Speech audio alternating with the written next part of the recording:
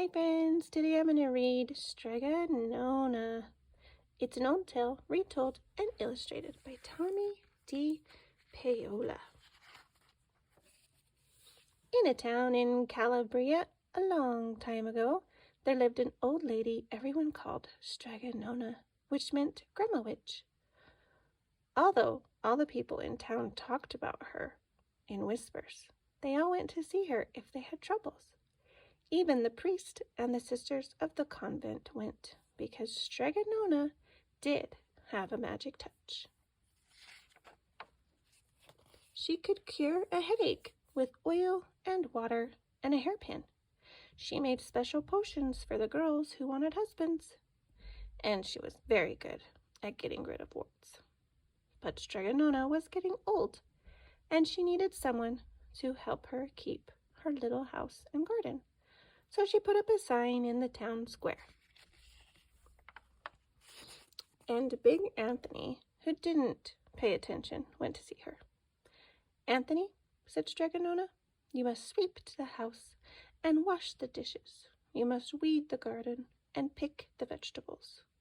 You must feed the goat and milk her, and you must fetch the water. For this I will give you 3 coins and a place to sleep and food to eat." "Oh, grazie," said Big Anthony. "The one thing you must never do," said Strega Nona, "is touch the pasta pot. It is very valuable, and I don't let anyone touch it." "Oh, si, yes," said Big Anthony. And so the days went by. Big Anthony did his work, and Strega Nona met with the people who came to see her for headaches and husbands and warts. Big Anthony had a nice bed to sleep in, next to the goat shed, and he had food to eat. One evening when Big Anthony was milking the goat, he heard Strega Nona singing. Peeking in the window, he saw Strega Nona standing over the pasta pot. She sang, "Bubble, bubble, pasta pot, boil me some pasta, nice and hot. I'm hungry, and it's time to sup. Boil enough pasta to fill me up." And the pasta pot bubbled and boiled and was suddenly filled with steaming hot pasta. Then Strega Nona sang, "Enough, enough, pasta pot. I have my pasta nice and hot. So simmer down my pot of clay until I'm hungry another day." "How wonderful," said Big Anthony. "That's a magic pot for sure." And Strega Nona called Big Anthony in for supper.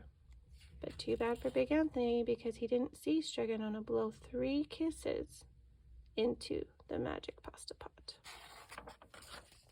And this is what happened. The next day, when Big Anthony went to the town square to fetch the water, he told everyone about the pasta pot. And naturally, everyone laughed at him because it sounded so silly. A pot that cooked all by itself? "You better go and confess to the priest, Big Anthony," they said. Such a lie. And Big Anthony was angry. That wasn't a very good thing to be. "I'll show them," he said to himself. "Someday I will get the pasta pot and make it cook, and then they'll be sorry." That day came sooner than even Big Anthony would have thought, because 2 days later, Strega Nona said to Big Anthony, "Anthony, I must go over the mountain to the next town to see my friend, Strega Amelia. Sweep the house and weed the garden, feed the goat and milk her, and for your lunch, there are some bread and cheese in the cupboard. And remember, don't touch the pasta pot."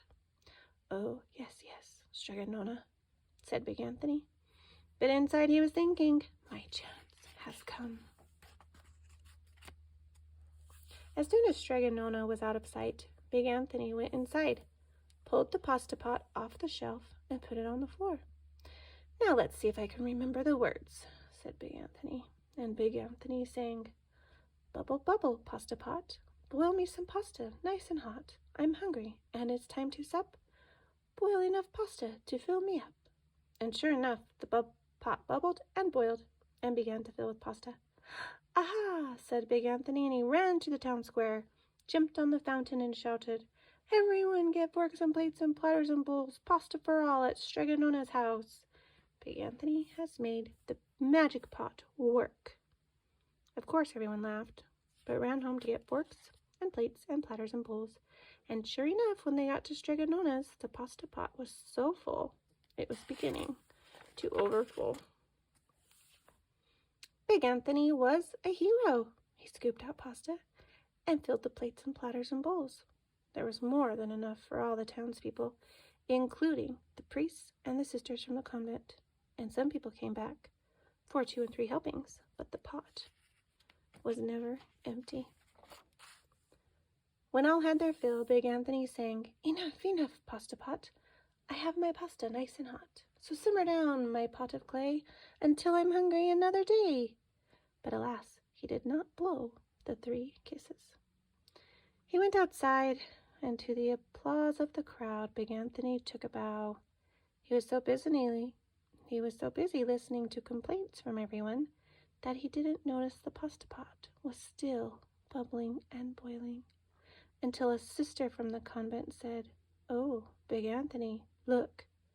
And pasta was pouring out of the pot all over the floor of Strega Nona's house and was coming out the door.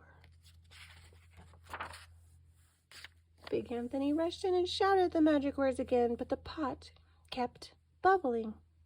He took the pot off the floor, but the pasta kept on pouring from it. Big Anthony grabbed a cover, put it on the pot, and sat on it. But the pasta raised the cover, and Big Anthony as well, and spilled on the floor of Strega Nona's house.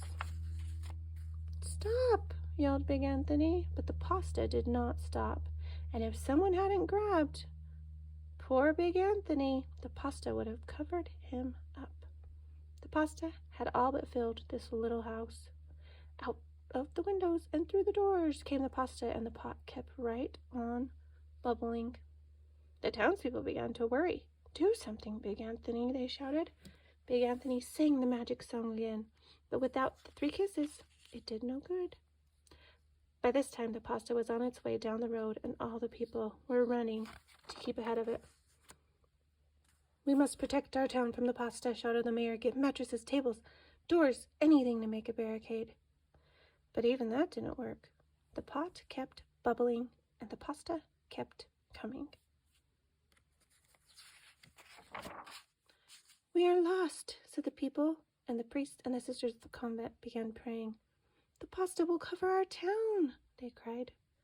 And it certainly would have, had Strega Nona not come down the road home from her visit. She didn't have to look twice to know what happened.